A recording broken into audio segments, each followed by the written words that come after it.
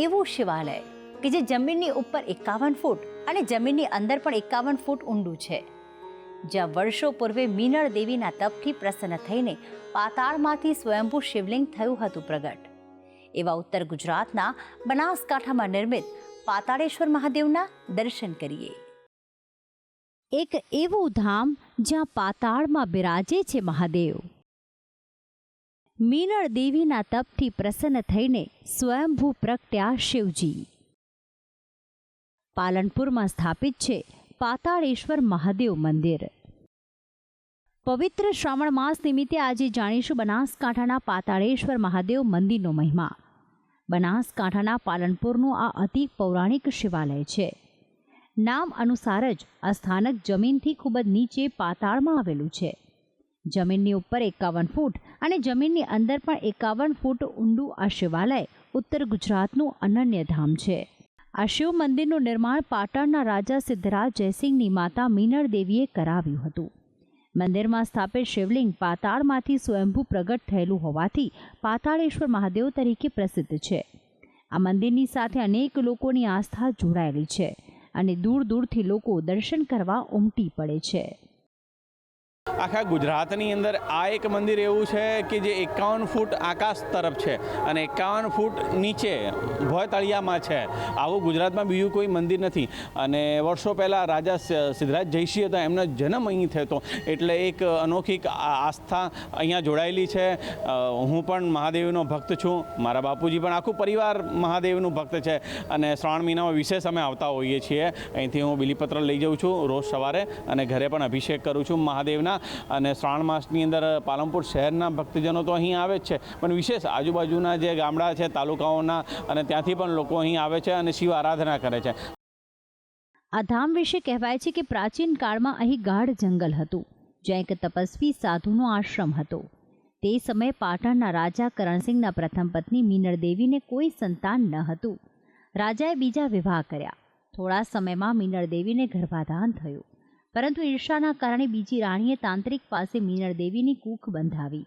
ત્યારે મીનળ દેવીએ આશ્રમમાં આવીને સાધુને સમસ્યા જણાવી અને શિવજીની આરાધના કરી અને તેમની કૃપાથી તેમને પુત્રની પ્રાપ્તિ થઈ. એ પુત્ર જ કહેવાયા પાટણના રાજા સિદ્ધરાજ જયસિંહ. મીનળ દેવીએ આશ્રમની પાવન ભૂમિ ખોદાવતા ત્યાંથી સ્વયંભૂ શિવલિંગ પ્રગટ થયું, જે પાતાળેશ્વર મહાદેવના નામે પૂજાય છે. આ મંદિરના શિવલિંગ નીચેથી એક સુરંગ સીધી પાટણ નીકળે છે, જેને વર્ષો પહેલાં બંધ કરી દેવાઈ હતી. આ પાલનપુર હિન્દુ સમાજ સંચાલિત પાતાળેશ્વર મહાદેવનું મંદિર છે. ઐતિહાસિક મંદિર છે અને હાલ ગઈ વખતે અધિક માસ શ્રાવણ માસ હતો, આ વખતે નીચ શ્રાવણ માસ છે. લોકોની અવરજવર વધારે છે.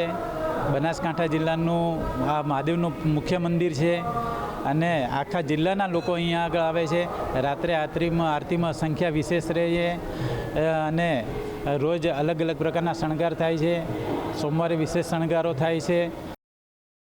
અતિ પ્રાચીન આ શિવાલયનો જીર્ણોદ્ધાર વર્ષ 1980માં કરાયો હતો. દિવસે ને દિવસે પાતાળેશ્વર મહાદેવની ખ્યાતિ વધતી ગઈ. અસંખ્ય ભક્તોને દર્શન માત્રથી મનોકામના સાકાર થતી. ત્યારથી આજ દિન સુધી શ્રાવણ માસમાં અહીં ભક્તોની ભીડ જોવા મળે છે. ભક્તો જ્યારે મંદિરમાં પહોંચે છે ત્યારે સૌપ્રથમ નંદી પર બિલીપત્ર અને જળ અર્પણ કરી ધન્યતાનો અનુભવ કરે છે. ત્યારબાદ મંદિરમાં બિરાજેલ અન્ય શિવલિંગ પર જળાભિષેક કરીને મહાદેવને કરે છે પ્રસન્ન. આ ધામમાં દર્શન કરવા આવનાર ભક્તોને નથી નડતો કોઈ ઉંમર કે જ્ઞાતિનો બાદ. પાતાળેશ્વર મહાદેવ મંદિરમાં ભક્તોની અપાર આસ્થા જોડાયેલી છે.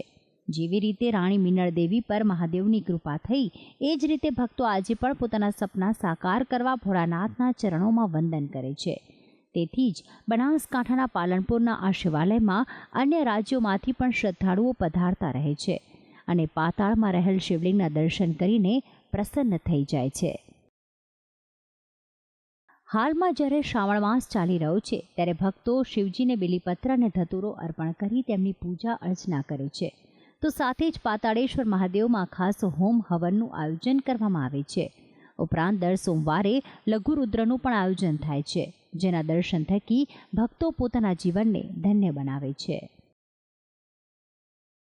તો આમ ભક્તો શિવાલયમાં જઈને તો શિવલિંગના દર્શન કરે છે, પરંતુ પાતાળમાં રહેલા શિવલિંગના દર્શન કરવો એ અલૌકિક અનુભવ છે, જેથી જ અહીં ભક્તો ખૂબ જ આસ્થા અને શ્રદ્ધા સાથે પધારે છે.